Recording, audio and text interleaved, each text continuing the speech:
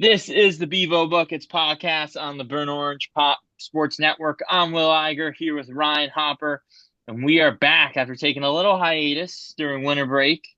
We were off for about four to 5 weeks, Ryan, but we missed a lot of action for the Texas Longhorns and in college basketball. First of all, Ryan, how you doing today? I'm doing pretty good, Will. It is great to be back on the Bevo Buckets podcast. It's great to be back to campus in general. Gonna get out to the Moody Center soon. Hopefully, though, it is not with the season slipping away from the Texas Longhorns. Yes, hopefully we can get out to the Moody Center for some wins. A lot did happen over break. Texas did pick up a couple wins over some mid-majors, not some great competition at home, 4 wins, and then their last three have been, wouldn't say a disaster, but a rough go around in conference play, picking up losses to A&M and Auburn and Tennessee at home. I was at a Tennessee game on Saturday. It was a good game, tough fight from the Horns, but just not enough in the end. Ryan, let's start with this Texas A&M game that happened last week in College Station, the return of the rivalry basketball edition. What do you think of the Longhorns' performance in College Station? I thought that the first half, I don't know if you share in this belief, that first half was one of their better halves of the season when you consider who they're playing, where they're playing. The Aggies in College Station are always going to get up for what they call it, TU coming to town, which is just like the corniest thing ever. Um, they're always going to be up for that. This has been a ranked team throughout the year, not just a ranked team, a team, I believe, in the top 15 throughout the year. Buzz Williams is a really good coach. And I thought Texas was able to do well. The defense, I thought, was very good in that first half, held A&M to 30 something points. I want to say it was a 35 apiece at half. It was a dead heat at halftime, and then those wheels just really fell off in the second half, um, especially at Hefner dagger three with about 5 minutes left, gave the Aggies a 13-point lead. Texas would be outscored 24-5 after that, and they had a 2.5 minute scoring drought that couldn't have come at a worse time.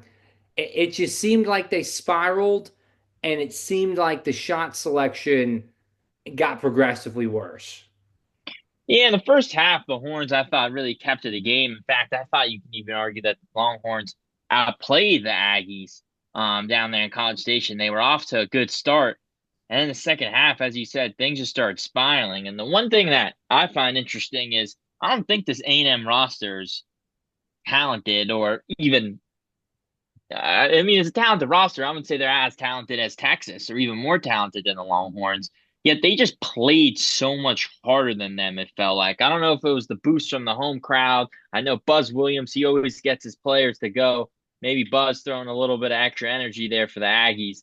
But it seems like they were the first ones on the floor to lose balls. They were crashing the glass hard. They dominated the interior, and they were the more physical team throughout the whole game. And Wade Taylor, the Aggie star, it's not like he had the best game for the Aggies. 4 for 12 from the field, 1 for 7 from three, but they just out muscled Texas. And it seems like if Trey Johnson can't really get going, this Texas team is going to have some tough times, especially on the road. And that's what happened against the Aggies. It's not like they did anything special. They weren't hitting the three ball. They weren't beating us or beating Texas, sorry, by finesse. They were just doing the little things, and that got the job done. Well, and this is why, my old coach is far from the first coach to say this. He would say to someone who maybe isn't hitting their shots that day in a game or practice, he would say, "What else can you do for the team to help us win? Not everybody needs to hit shots." And A&M proved that. And like you said, there's something to be said for the fact of a fundamental box out.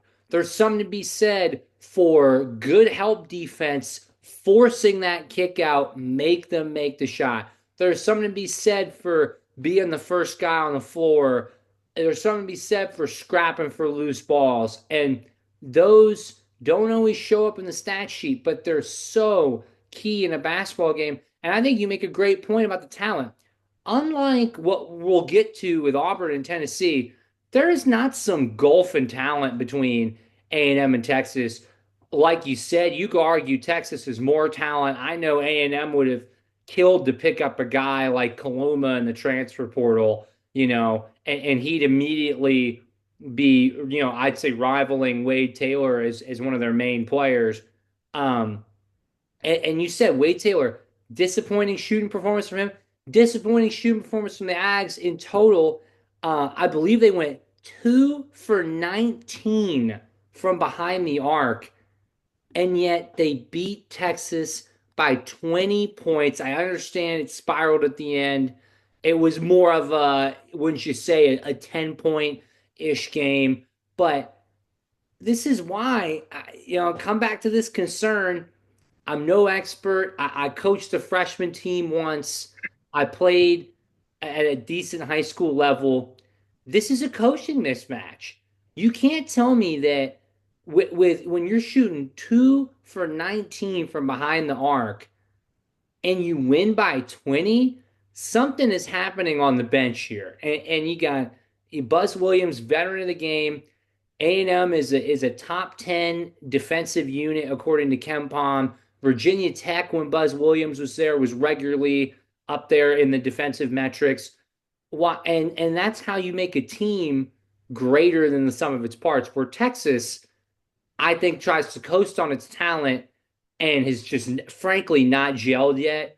And I think some of that is down to Rodney Terry and his staff. Yeah,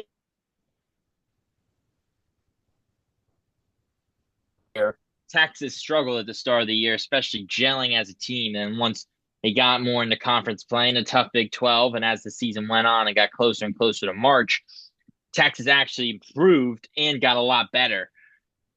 And there is still a lot of room for improvement. And this Texas team is capable a lot.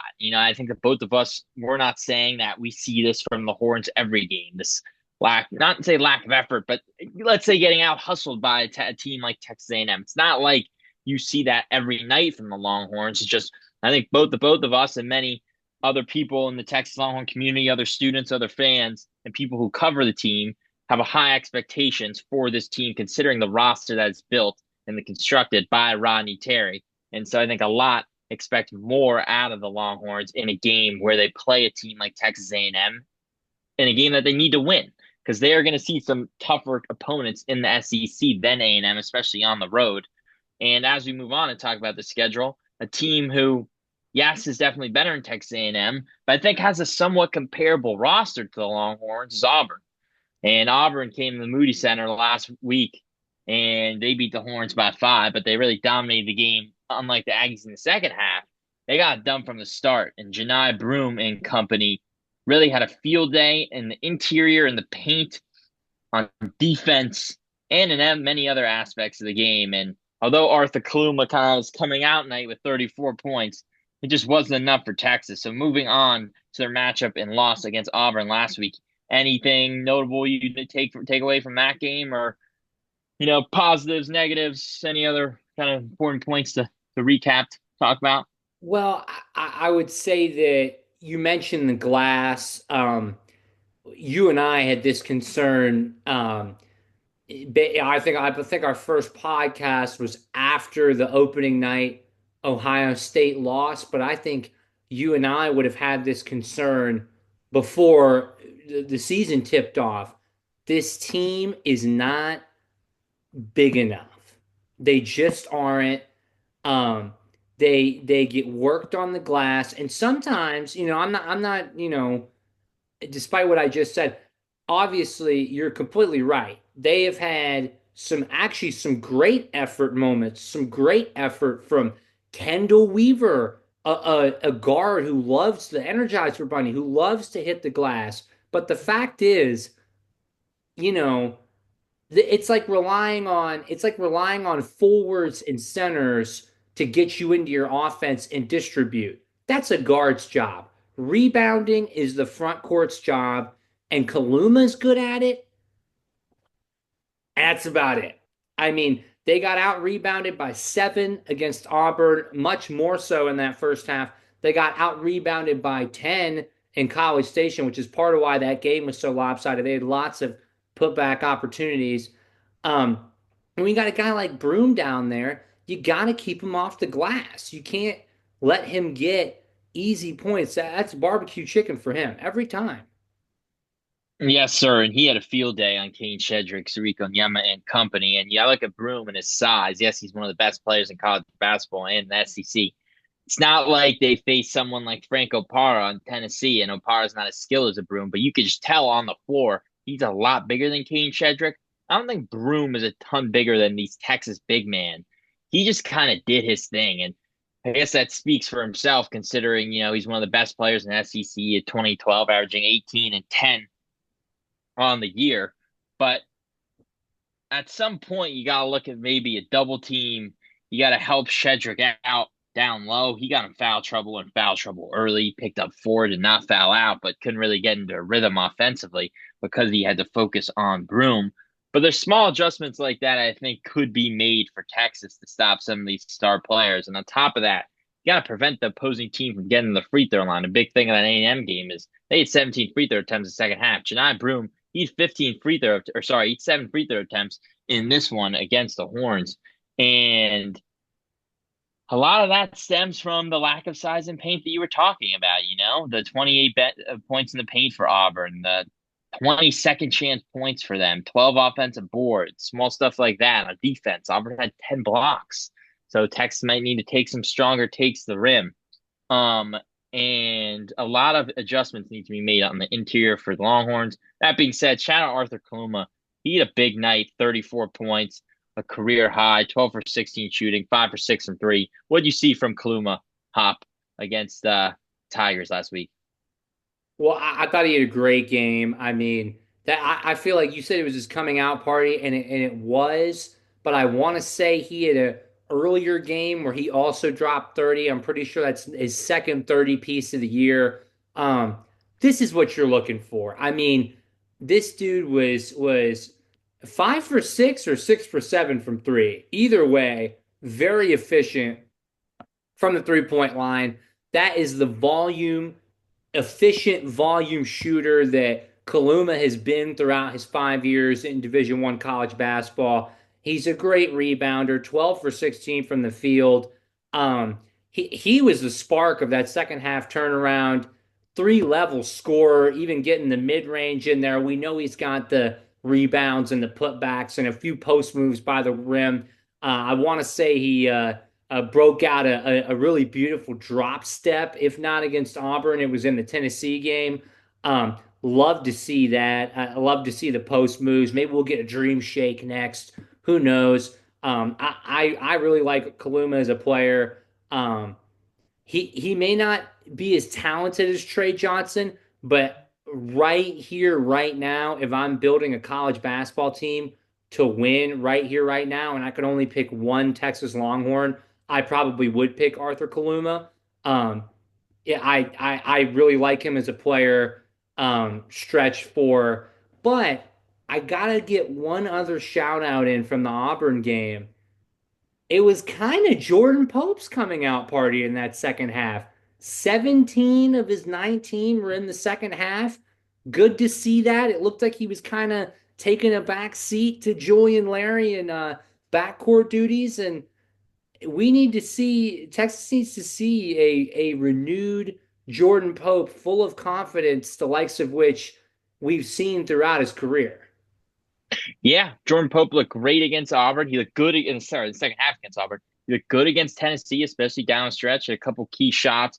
Going back to Coloma here, really showed what he could do offensively. Really showcased his whole arsenal, specifically from the perimeter. And what I like is Kluma really attacked Janai Broom there in the second half. You saw him hit Broom with a little step back three from the wing. He hit him with the midi. He took him to the hole, and Broom picked up 3 fouls in the second half, had 0 in the first half. He picked up some fouls in the first half. That game's a different story, but I like how they attacked one of Auburn's star guys defensively, trying to tire him out on offense on the other side of the floor, which would make life a little bit easier for Texas. And I thought Kaluma did a great job doing that. And he 20-9 against UConn, by the way. That was probably his second best game of the year, one you were just talking about. And talk about Kaluma and Trey Johnson. We haven't talked about Jordan Pope this year, as you just mentioned. And that's because he's had a rough start to the year, but we know what he's capable of. And he had a great game in the second half against Auburn, and he continued to perform against Tennessee. He had 17 points tonight, shot 50% from the field, and down the stretch, he could really be able to get to his spots, and that is key for the Longhorns because they've had issues on offense getting into sets, getting good looks in the half court outside of a couple Trey Johnson pull-up jumpers, a couple Kaluma takes the rim. I've had really trouble facilitating and getting good looks on offense. So if he can really get his shot off and get good looks from the perimeter, that will open up so much for this Texas team. And maybe we'll see that tomorrow night against Oklahoma. But that's what Pope did against Auburn. That's what Pope did against Tennessee. So the Horns picked up another loss to Tennessee, 74-70, definitely the closest out of all three matchups. So those Auburn games pretty close. And Texas, as you said, did cover. But anything notable, Texas against Tennessee, the battle of the UTs, anything you saw specifically from, we talked about Pope, Johnson, Kaluma, but anything else Well, I mean, on your plate? definitely shout out Trey Johnson. I mean, one of his better games in a Texas uniform, efficient, 11 for 17, 50% from three. Um, we've each had our issues despite the immense talent that he possesses with his shot selection. I'm sure many a coach growing up said about a Trey Johnson shot, no, no, no, yes, because he made it, but ultimately it's a low percentage shot. I'm not sure NBA scouts love his shot selection. Not that I'm qualified to discuss that, but like if I was looking at it as a scout, I'd be like, does this dude really think he can, hit these 30 some pull up jumpers contested in the association? Probably he cannot with bigger defenders. That's a different story. But, Texas, I thought really fought in this game. I mean, considering they were coming off, they were coming up against number one Tennessee. However, Tennessee was only sort of a number one. It's just because the new ranking hadn't come out. But I thought the 4.5 points was way too generous to Texas, even at home. Uh, Tennessee is a much better team. I would say a much better coach. I think many Texas fans will regret how it ended with Rick Barnes. And the fact that Texas stayed with them, covered by the hook, the half point, I think is pretty impressive. I thought it may have been actually one of Texas's better games of the year. I mean, for context, folks, and we'll talk about this later because Texas is about to have to deal with the Florida Gators. Only days before this game, Tennessee was outright embarrassed in Gainesville and put up 33 points and lost by 40 and could not hit the broad, or no, lost by 30, excuse me, put up 43 points. They couldn't hit the broadside of a barn. And so I thought they would be hungry, galvanized, ready to whoop some tail. And that's not really what happened. Um, they didn't build a super big lead. I mean, this was neck and neck. I think the largest lead either team may have been a mere five. This is not a tale of two halves situation like A&M or Auburn. And I think that's encouraging because we just want to see this pretty talented Texas team, probably in talent, a top 25 team in the nation, come together and put it together for 40 minutes. And I thought they nearly did that against Tennessee. I wouldn't say they had any. I feel like in every loss, they have had a bad 10-0-esque type of run go against them, and that didn't happen. Yeah, not at all. In fact, this Texas team, they were leading in the second half, and it's kind of not blew it down the stretch, but kind of lost the lead with about 5 minutes there where Tennessee pulled away. And Texas deserved to be in this basketball game and more than deserved basketball to be in this basketball game. I thought they should have won it. And you talk a little bit about Tennessee's loss to the Gators earlier last week.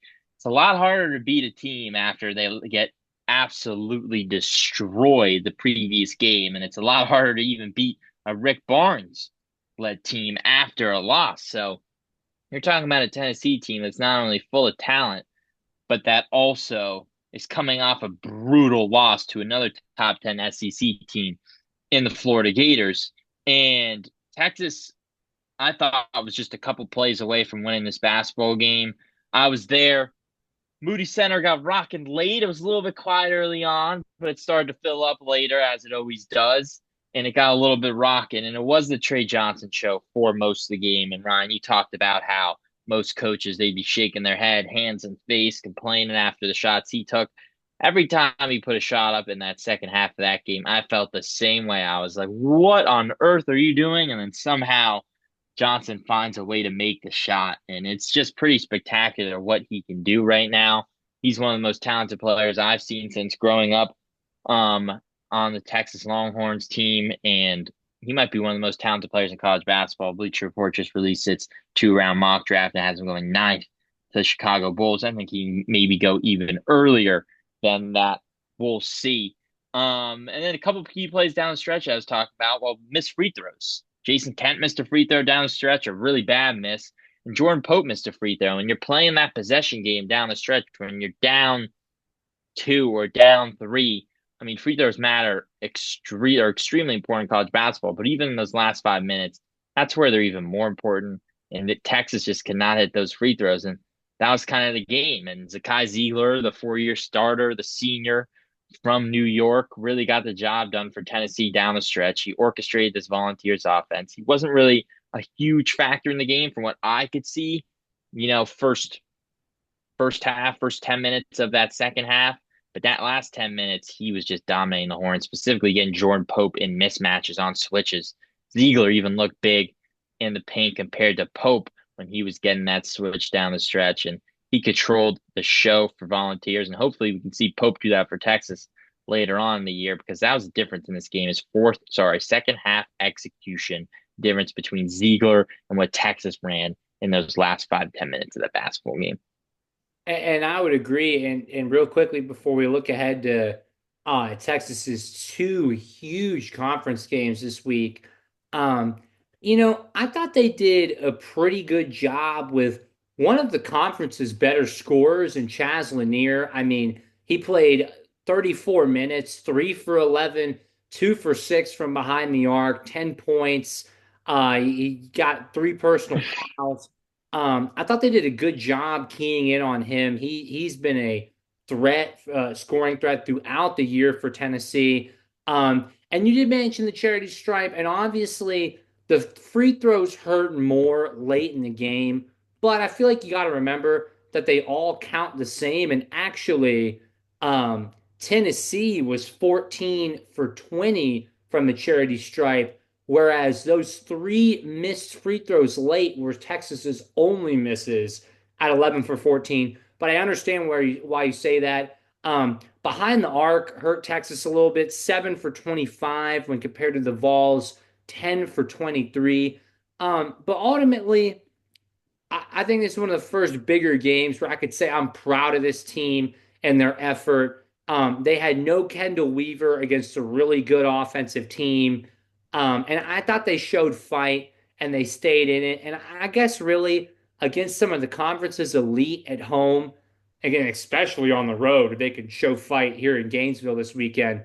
That's really all you can ask for at this point. And, when it comes to committee time, they can look at some of these losses and say, oh, 5-point loss to Auburn, probably a 1 seed.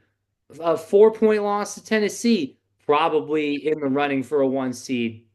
And so then it becomes a good losses type of game.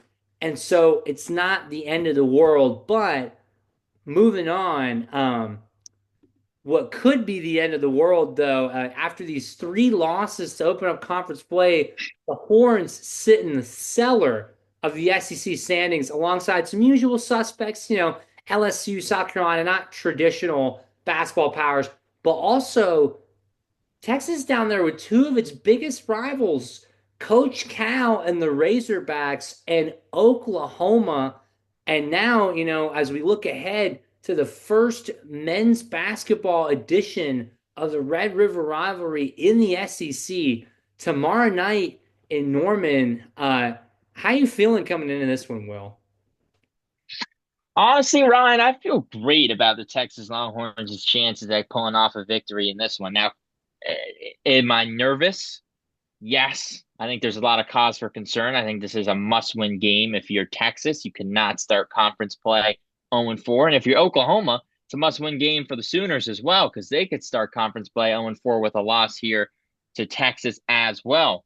But this Texas team needs to get the job done, and they need to do it by stopping Oklahoma's two best players, and that's Jalen Moore and Jeremiah Fears. Jeremiah Fears, the freshman guard, wasn't highly touted as a senior in high school last year from Chandler, Arizona, but he can score at all three levels of the basketball game. He can attack the rim, he can shoot the three ball, he can hit the midi, create off the dribble, good off pick and roll. He can do a little bit of everything, and he's extremely dangerous. We saw what he did against Michigan, and it starts by stopping him, and it's going to hurt that Texas is going to miss its best defender in Kendall Weaver in this one. And if I'm Texas, I'm a little bit more worried about Fears than Moore. Moore's more of a slashing big man, the role player.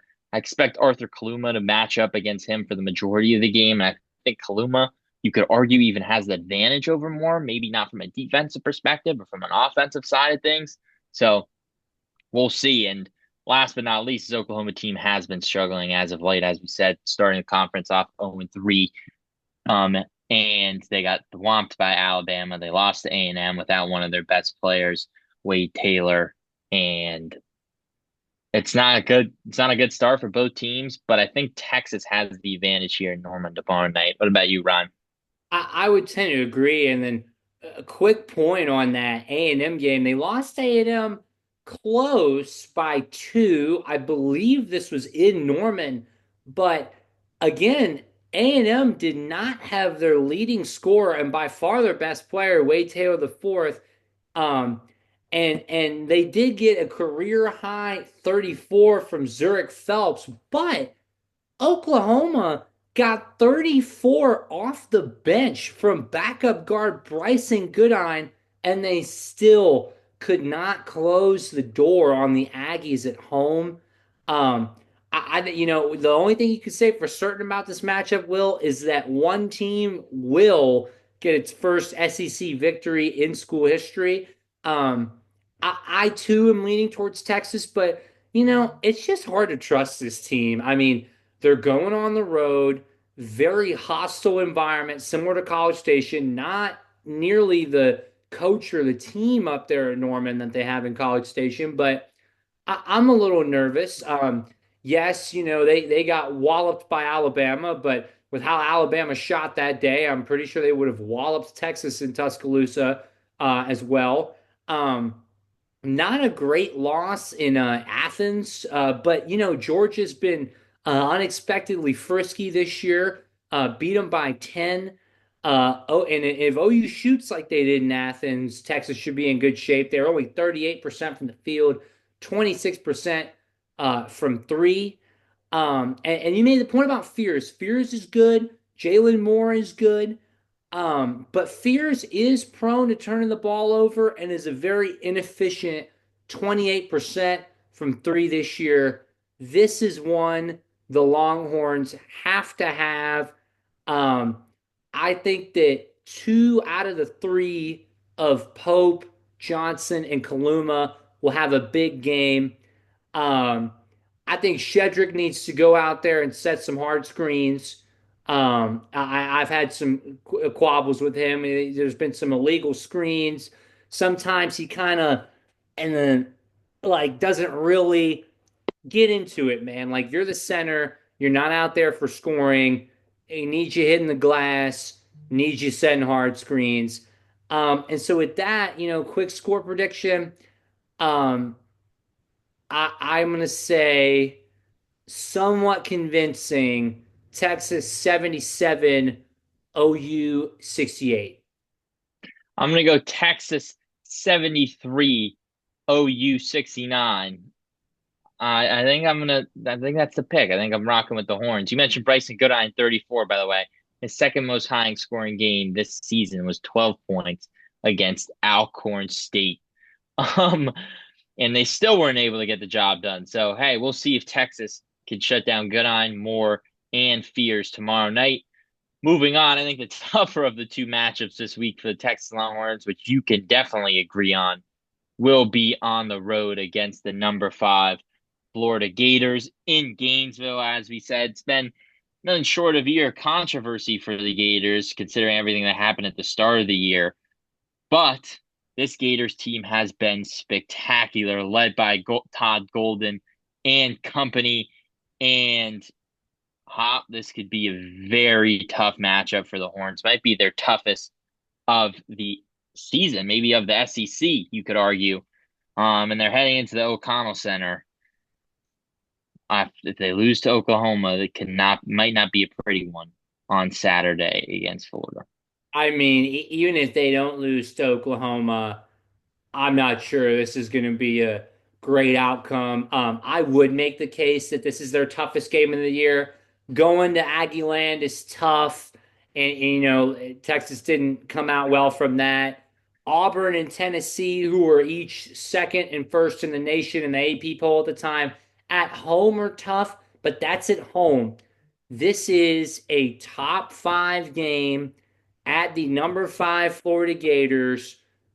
3 o'clock. The Rowdy Reptiles, the student section, are right on top of the court, are going to be going crazy. It's similar to the Moody Center in a way and how it's built. It's an intimate atmosphere. Um, yeah, Texas doesn't have a tougher game this season. They have Alabama and Kentucky, but both of those are at home. Um, you can make the case that really there are only 2 tough road trips remaining outside of going to Gainesville are going to be 2 trips to the state of Mississippi, one for a reunion with Chris Beard on January the 29th, and then their final road game of the SEC schedule in Stark Vegas against the surprisingly ranked 15th in the country Mississippi State Bulldogs, but that's a story for another day. This is going to be a very tough game. Florida is 5th overall in the Ken Palm rankings, which, if you don't know, this guy Ken Pomeroy and his team, I believe, they put a bunch of analytics together. They come up with an offensive rating, a defensive rating, a luck rating, which don't even ask me how that's calculated, and numerous other ratings. You can check it all out at kenpom.com. They have a top 10 offense, a top 10 defense. They're 5th overall in the KenPom. They're 192nd in luck, so they have not been very lucky. They're just a wagon, Will. They're a great basketball team. A three-headed monster in the backcourt. They start 3 guards. Walter Clayton Jr., Elijah Martin, who you may remember as a key contributor to those Florida Atlantic teams. They just got him in the portal. That Florida Atlantic team that made the Final Four. Will Richard, they're all seniors, they're all experienced. About 46 and a half points per game between them. They're all efficient shooters given their volume. It's going to be a tough one, Will. Yeah, those 3 guards, that's a three-headed monster right there, all averaging over 13 points. Waller Clayton leading all 3 scores with around 17 a game. And this one thing this Texas team has struggled with so far this year, it's teams that are experienced. We saw that against Texas A&M, saw that against Auburn, even saw it against Tennessee on Saturday night. And you're going to see more of it in Saturday in Gainesville against Florida. And look, I'm optimistic about what this Texas team can do. As we said, they have a lot of firepower offensively, but it's going to be very hard to contain that three-headed monster backcourt. Without Kendall Weaver, they need Jordan Pope to step up defensively. They need Trey Johnson, who's more than capable of being the Texas Longhorns' best backcourt defender. They need him to step up not only on the offensive end, maybe on the defensive end, maybe see some more action from Kaluma and Shedrick on offense. Hopefully, a little more defense from Trey Johnson. Not a spread yet for this game. I think after what we've seen from the Gators this year, blowout win against Tennessee. They went into Fayetteville this past weekend and won, although Arkansas struggled. I'm gonna go the Gators here. Florida 71, Texas 58.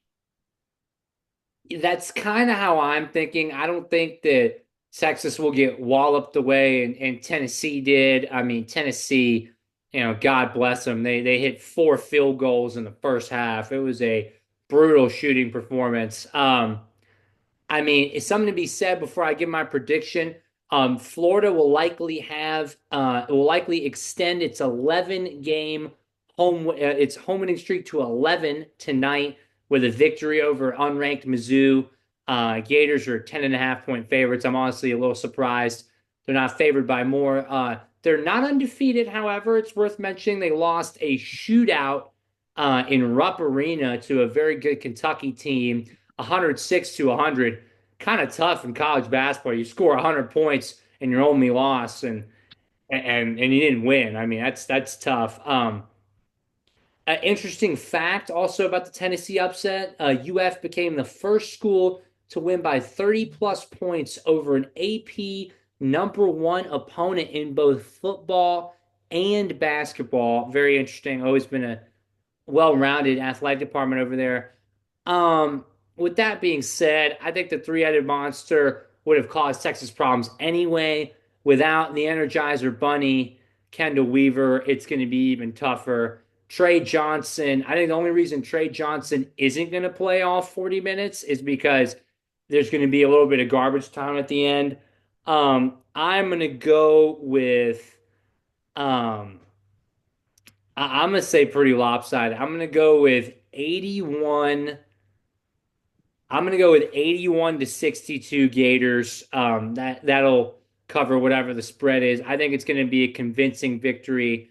I think it could get downright ugly if the Gators front court tandem, the sophomores Thomas Haug and Alex Condon, are able to really get active on the glass. They're good hustle guys. They set good screens. They were a large part of the victory in Fayetteville. The guards didn't shoot well, but they got them a lot of second chance opportunities, lots of putbacks, lots of kickouts. Um, just contending with that starting five is going to be really tough for Texas. It's going to be tough for any team. I think the Gators are probably a Final Four team.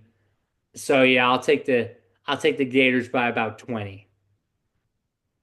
Gators by 20. That should be interesting. It was the Gators' third win against the #1 opponent against Tennessee, and I believe the most lopsided side of the game, as you mentioned, against the #1 opponent in 57 years. Texas, they got a tough week ahead. As we said, Oklahoma tomorrow night and at Florida on Saturday. I think that is it for us on the Bevo Buckets podcast here on the Burn Orange Sports Network. Thank you so much for joining us. I'm Will Iger again here with Ryan Hopper, and please follow us on Instagram and Twitter at the Burn Orange Sports SN and Ryan Hopper 31 and Will_Iger. And please subscribe to our YouTube page at the Burn Orange Sports Network. As I said again, I'm Will Iger. He's Ryan Hopper here every Tuesday to talk Texas hoops and the other biggest storylines in college basketball. Maybe call a couple games in the future this semester. Thank you, everyone, and have a good one.